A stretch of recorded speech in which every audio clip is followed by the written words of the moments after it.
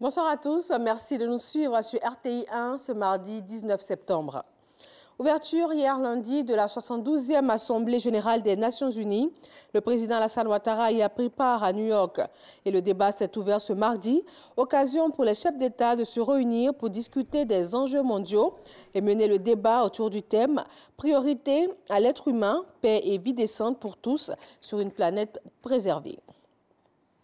En marge de cette assemblée de l'ONU, le président ivoirien a participé au sommet Japon, pays africain, membre non permanent du Conseil de sécurité des Nations Unies. La coopération bilatérale et multilatérale, ainsi que la lutte contre le terrorisme, étaient au cœur des débats. Awa Touré.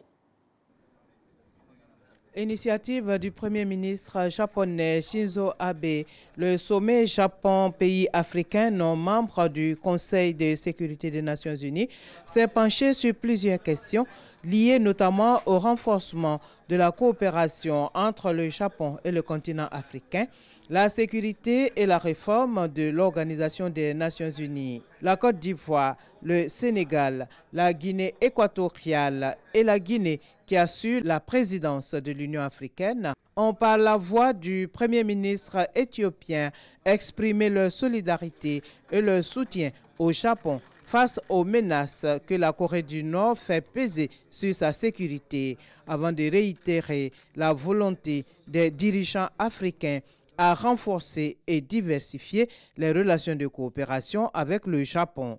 Le Premier ministre japonais a pour sa part invité les pays africains, membres non permanents du Conseil de sécurité, à conjuguer leurs efforts dans le cadre de la réforme de l'ONU pour que le Japon et l'Afrique obtiennent des sièges de membres permanents du Conseil de sécurité.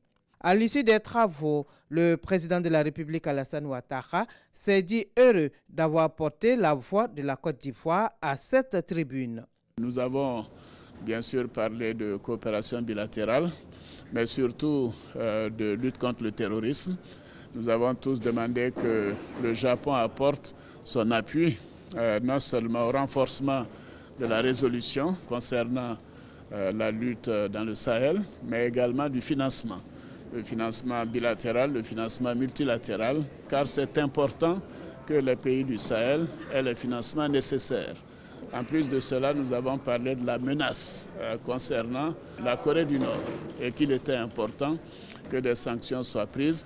Nous sommes le pays du président Félix Houphouët-Boigny. Nous voulons qu'il y ait d'abord le dialogue et que tous les pays du Conseil de sécurité soient associés à ce travail. La Côte d'Ivoire, élue le 2 juin 2017 pour la 3e fois membre non permanent du Conseil de sécurité des Nations Unies, va siéger pour la période 2018-2019 avec un autre pays africain, la Guinée équatoriale. Une délégation du Fonds monétaire international FMI séjourne sur le sol ivoirien. C'est une mission d'évaluation des performances du pays à la fin juin 2017.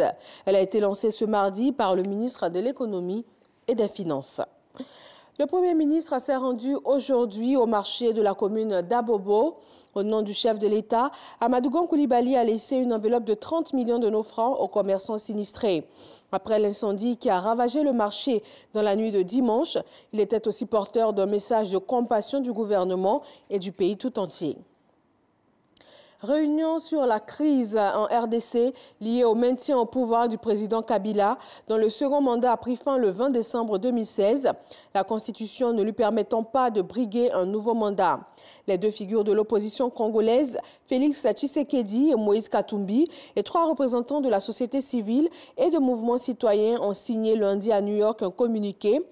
Ils demandent une transition sans le président Joseph Kabila afin de préparer des élections en RDC.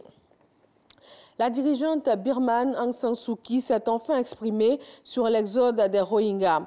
Elle a condamné ce mardi toutes les violations des droits de l'homme et a promis que les acteurs d'exaction seraient traduits en justice. La dirigeante birmane nie cependant que l'armée de son pays mène des opérations contre les zones habitées par la minorité musulmane. Pourtant, le flot de réfugiés, déjà plus de 400 000, ne tarit pas. La Birmanie est accusée par l'ONU de nettoyage ethnique et Aung San Suu Kyi de déni face au massacre des Rohingyas. Pédophilie dans l'église française, le cardinal Philippe Barbarin sera jugé du 4 au 6 avril prochain. Il est accusé de non-dénonciation d'agression sexuelle sur mineurs commise par un prêtre dans son diocèse de Lyon il y a de cela plus de 25 années. Et voilà pour ce flash de 18h. Rendez-vous à 20h pour le journal de RTI 1. À tout à l'heure.